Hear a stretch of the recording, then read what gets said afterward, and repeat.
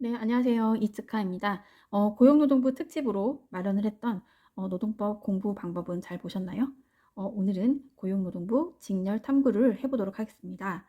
그리고 미리 공지사항이 있는데요.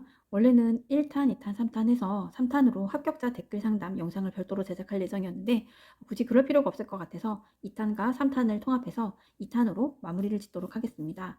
그래서 직렬 탐구 이 영상 밑에 질문사항 등을 댓글로 남겨주시면 저를 비롯해서 지금 현재 저번에 제가 공부 영상에서 설명을 드렸던 우리 현직 펭귄님께서 같이 댓글을 달아주실 겁니다. 많은 참여 부탁드릴게요. 그러면 직렬 탐구 시작해 볼까요?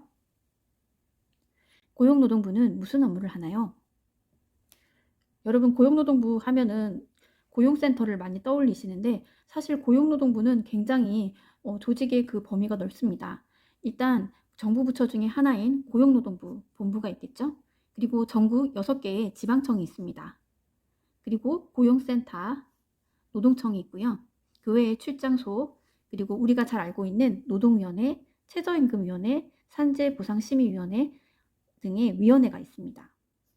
그리고 그 외에 산하기관으로 굉장히 많은데요. 그 중에서 저희에게 좀 친숙한 몇 개만 뽑아봤습니다.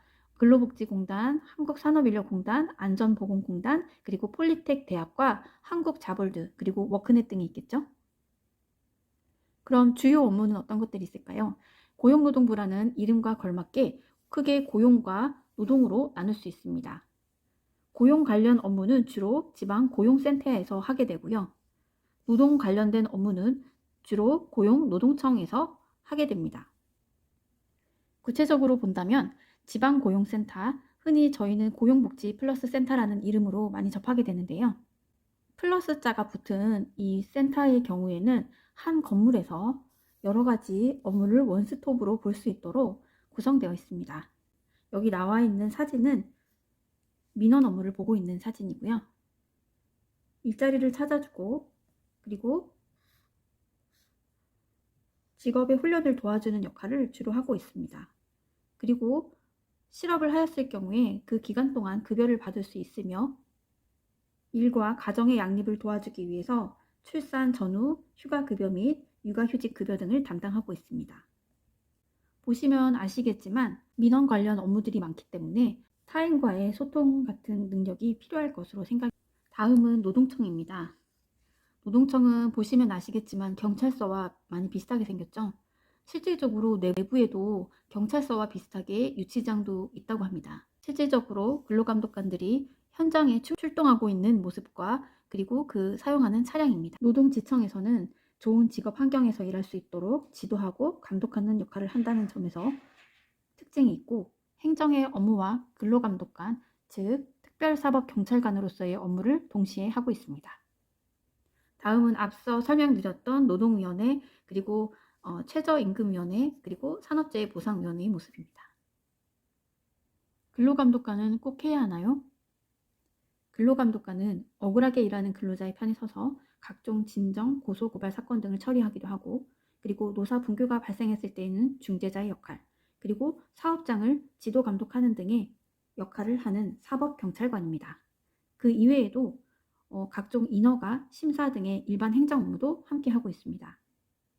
그리고 일반인들에게는 잘 알려져 있지 않지만 근로감독관 이외에도 산업장의 그런 위험 요인들을 관리 감독하는 산업안전감독관도 있습니다.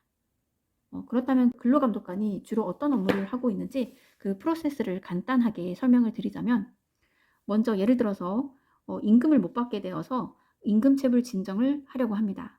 그러면 직접 신고를 노동청에 할 수도 있고 노무사를 통해서 진정 대리를 할 수도 있습니다.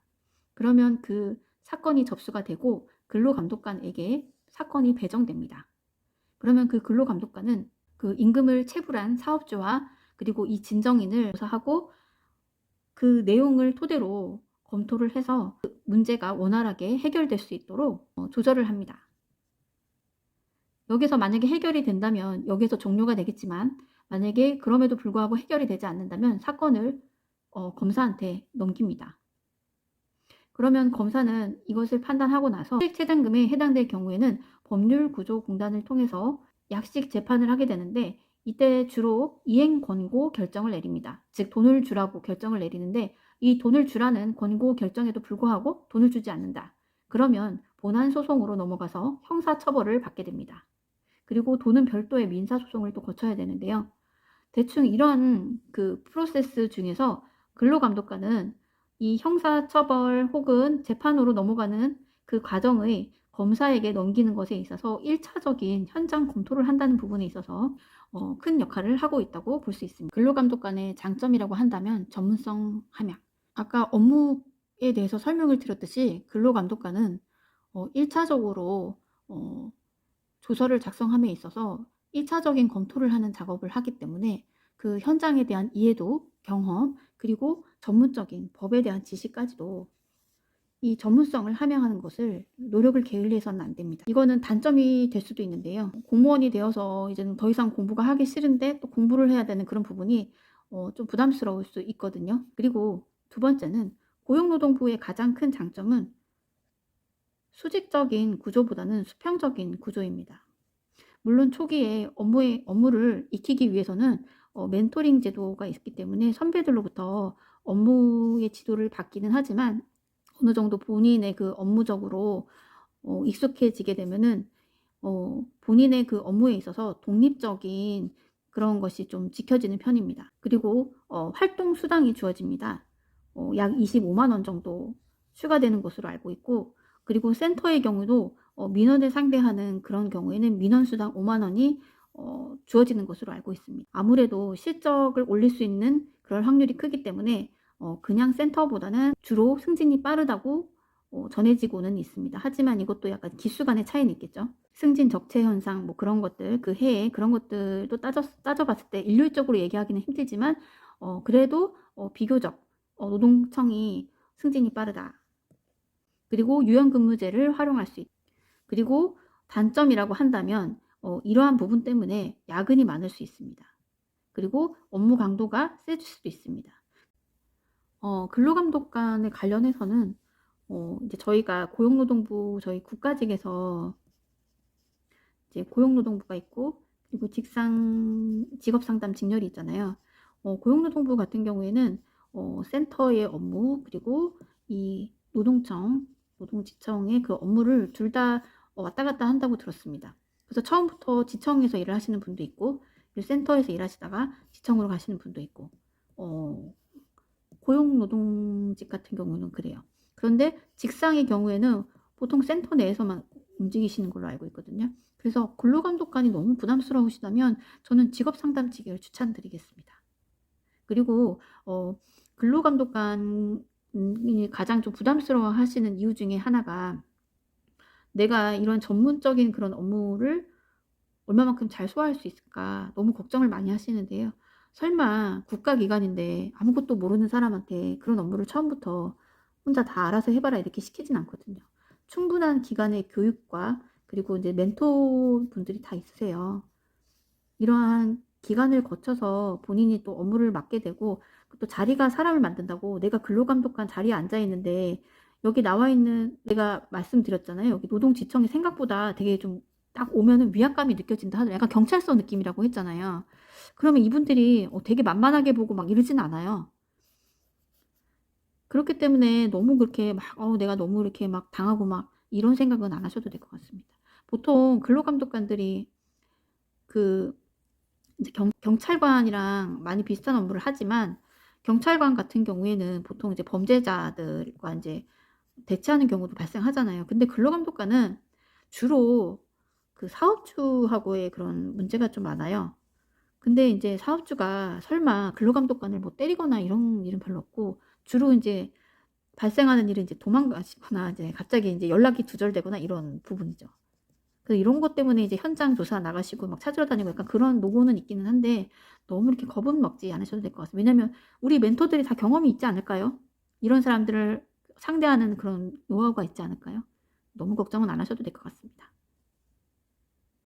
전체적으로 업무 강도가 어느 정도 되나요? 사실 이 부분에 대해서 어떤 현직자분께 여쭤봐도 대답은 다 똑같았습니다. 정답은 뭐냐? 케이스 바이 케이스다. 이거는 일률적으로 얘기할 수가 없는 것 같아요. 정말로. 아까도 말씀드렸다시피 업무가 어떤 것인지, 그리고 지역의 특성이 어떤지, 뭐 인구수가 많은 곳인지, 공단이 많은 곳인지, 노조가 강성인지 뭐 그런 등등 되게 여러 가지 이유에 의해서, 그리고 본인의 업무 능력 등 그런 것도 여러 가지에 따라서 본인이 느끼는 업무 강도는 차이가 있을 거라고 생각이 듭니다.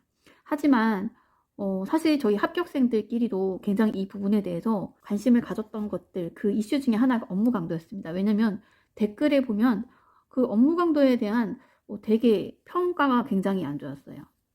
고용노동부는 업무 강도가 세다, 힘들다더라. 근데 보통 본인이 겪었는데 힘들다가 아니고 힘들다더라, 선입견이 좀 있는 것 같아요. 선입견이 있는 것 같고, 그리고 실질적으로 저랑 이제 개인적인 친분이 있는 그런 분들 얘기를 들어보면 물론 이것도 케이스 바이 케이스겠지만 본인이 하고 있는 그 센터에서는 분위기가 굉장히 화기애애하고 가족적이고 뭔가 존중해주는 그런 분위기고 되게 좋았다. 왜 그렇게 소문이 안 좋은지 모르겠다라고 하시는 분들도 되게 많았어요. 그래서 이 부분에 대해서는 일단 케이스 바이 케이스라고 말씀을 드려야 될 것 같고, 실질적으로 저도 경험을 좀 해보고 이 부분에 대해서는 저도 틈틈이 브이로그나 아니면 저희 일상 등을 소개하는 그런 부분에 있어서 좀 자세하게 말씀을 드리도록 하겠습니다.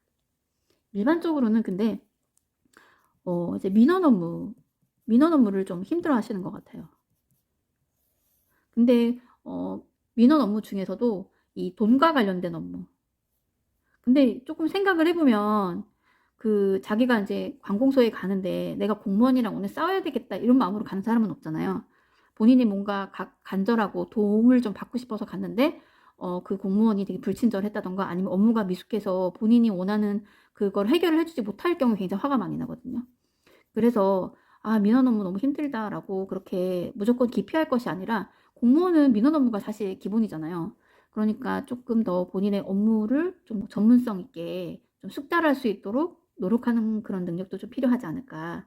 그리고 조금 더 친절하게 좀 대하는 그런 봉사정신, 그런 것도 좀 필요하지 않을까, 그렇게 저는 생각을 합니다. 공무원 급여가 박봉인데 걱정입니다. 네, 이거는 어느 한 신문사에서 공무원의 수당 제도를 이렇게 모아놓은 그런 기사에서 제가 가지고 온 건데요. 여기에서 우리가 특히 보면은 상여수당, 그리고 가계보전수당, 그리고 뭐 초과 근무수당, 실비수당 등이 있겠죠. 그리고 여기에서 특수업무수당, 이런 거는 아까 제가 말씀드렸다시피 저희는 이제 특별활동비하고 그다음 민원업무수당에 해당되겠고, 초과 근무수당 들어가고, 그리고 복지 포인트는 지방직은 거의 한 100만 원 정도?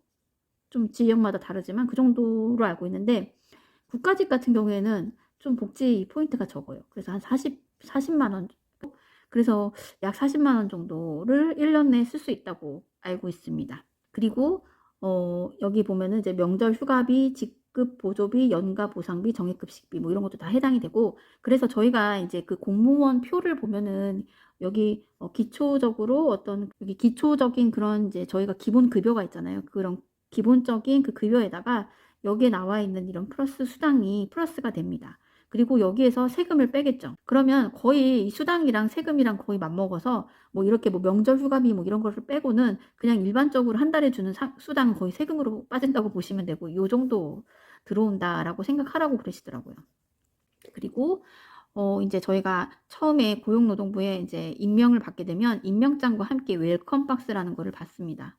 이제 저희가 작년까지만 해도 이렇게 초록초록한 뭐 이런 커피 머그컵과 그리고 커피를 뭐 기프트 카드 이런 걸 받았다고 해요.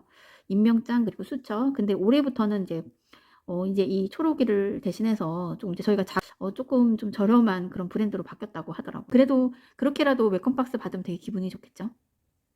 그리고 이제 초반에 저희가 합격을 하면 이제 교육을 받거든요. 교육을 받는데 이 교육도 이제 센터에 근무하시는 분들과 좀 근로감독관으로 가게 되시는 분들하고 교육의 기간이 좀 다릅니다. 이분들은 좀 짧게 받고 좀 길게 받고, 정확한 그 기간은 조금 변동이 있기 때문에 제가 딱 집어서 말씀은 안 드릴게요. 참고하시면 되겠습니다. 그리고 이 교육 기간에도 교육비가 지급이 됩니다. 자격증 가사는 필수인가요? 이거는 제가 3개년 자격증 현황을 좀 정리를 해봤어요. 여기 지금 비가산 자격증 더한 게 걔하고 안 맞잖아. 이거는 왜냐면 뭐 또 다른 거 그런 게 뭐 취업 지원 뭐 해가지고 다른 게 있기 때문에 그건 제가 좀 지웠고요. 그래서 우리 그 직상사 자격증 비가산 요 2개만 제가 이제 가지고 온 거거든요. 참고하시면 되고, 그리고 고용노동 같은 경우에는 저희가 원래 390명을 뽑을 때 가산점이 자격증이 없으신 분이 훨씬 많았죠. 20년도까지만 해도. 그리고 21년도도 마찬가지입니다. 자격증 없으신 분이 훨씬 많았죠. 그런데 22년부터 이제 노동법이 추가가 되고 별도로 이제 고용노동부를 치려고 하면 노동법을 별도로 공부를 하셔야 되는 상황으로 바뀌게 되면서 어떤 현상이 나타나느냐, 자격증이 대부분 있다는 사실입니다. 좀 놀라셨죠? 저도 합격하신 분들 얘기를 들어보니까 거의 자격증이 있으시더라고요. 그래가지고 많으시구나 라고 생각했는데 현황을 따져보니 이 정도까지 많으신지는 몰랐어요. 왜냐면 그 전년도까지만 해도 비가산이신 분들이 압도적으로 많았기 때문에 내년에는 또 어떻게 될지 잘 모르겠네요. 그렇지만 여전히 가산이 없으신 분들도 많으시다. 자기가 자격증이 없기 때문에 나는 아예 치지도 못할까, 그런 생각 안 하셨으면 좋겠어요. 자격증이 없어도 합격하는 사람도 합격합니다. 성적은 어느 정도 되어야 할까요? 제가 3개년 분석표를 좀 가지고 와봤고요. 20년, 21년도 이때는 조금 이 합격선이라는 게 의미가 있었습니다. 왜냐하면 다 환산 점수 제도를 했기 때문에 점수 비교가 가능했어요. 이때는. 그래서 보통은 고용노동 이 정도, 직업 상담 이 정도. 그리고 이제 22년도부터는 이제 그 고용노동하고 직업 상담이랑 과목이 달라집니다. 그 비교 자체가 할 수 없고요. 이 점수는 사실 의미가 없고, 그 다음에 이 점수가 합격선이라고 나오는 점수가 전 옛날에 최종 합격인 줄 알았는데 참고하세요. 이거는 필기 합격 점수입니다. 실질적으로 최종 합격은 제가 알기로는 87 그리고 양성 86 정도, 그 정도로 알고 있거든요. 그러니까 참고하시고요. 그리고 이제 저희가 22년부터는 과목이 다 바뀌어가지고 이제 비교를 하기가 힘들어졌잖아요. 다 점수가 제각각이기 때문에. 그래서 저는 근데 좀 아무래도 제가 장수생이다 보니까 계속 제가 경험을 좀 많이 했었잖아요. 그래서 제가 이제 기본적으로 느끼는 그런 느낌도 있었고, 그리고 또 실질적으로 제가 국가직 5개년을 한번 분석을 해봤어요. 합격 컷을 기준으로 해서. 그래서 5개 정도로 제가 한번 나눠봤고요. 일반적으로 이거는 그냥 참고만 하셨으면 좋겠습니다. 제가 뭐 서열 나누고 등급 나누고 이런 의미는 절대 없습니다. 이게 100점 만점으로 했을 때 일반적으로 행정, 일행, 그 다음에 선거행정 같은 경우에는 보통 95에서 100점. 그리고 관세, 통계, 검찰, 출입국 관리는 90에서 95. 그리고 여기 세 번째는 85에서 90. 그 다음에 네 번째는 80에서 85.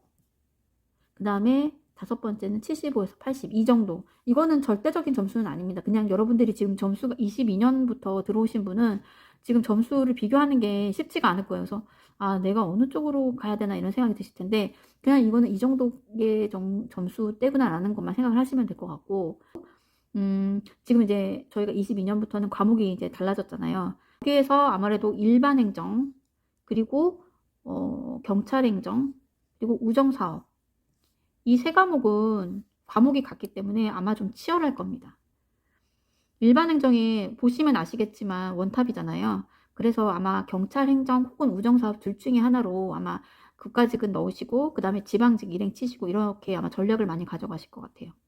참고하시고, 그리고 지금 오늘의 메인인 고용노동은 이 정도. 그래서 경행이랑 좀 뒤치락 하는 것 같아요. 좀 왔다 갔다 하는 것 같고, 그렇게 참고를 하시면 되겠습니다. 제가 나이가 많은데 적응이 가능할까요? 저도 사실 나이가 많잖아요. 그래서 저도 사실 걱정이 좀 많았고, 제가 고용노동을 선택하게 됐던 가장 큰 이유 중에 하나가 아무래도 고용노동에는 센터에도 보면 제 또래도 좀 많이 보이고 해서 좀 나이에 있는 사람들 좀 있지 않을까라고 생각을 했고, 두 번째는 연고지를 배려를 해준다는 거. 그래서 사실 고용노동부는 그래서 이제 좀 mam시생들이 좀 많이 지원을 하거든요. mam시생들은 직업상담직이나 아니면 그 고용노동 쪽에 많이 지원을 하셨어요. 그런데 제가 이번에 이제 합격하고 저희 이제 합격자들을 보니까 너무 어리더라고요. 그래서 굉장히 깜짝 놀랐고, 또래가 좀 있을 줄 알았는데 별로 없더라고요. 제가 이거 연령 현황을 조사를 하다 보니까 이유를 좀 알겠네요. 고용노동 같은 경우에는 20대가 압도적입니다. 제가 일부러 색깔로 좀 구분을 했거든요. 근데 직업 상담 같은 경우에는 조금 연령이 있는 분들도 좀 있으신 것 같아요. 순환보직이 걱정됩니다. 고용노동부는 센터가 많잖아요. 그래서 성적이 완전 1순위가 아닌 거, 그것도 메리트가 있지만, 두 번째는 뭐냐면 센터가 많기 때문에 연고지 배려를 비교적 해준다는 점. 갈 곳이 막 다른 데는 몇 군데 안 되잖아요. 근데 얘는 갈 곳이 되게 많은 거죠. 센터가 많으니까.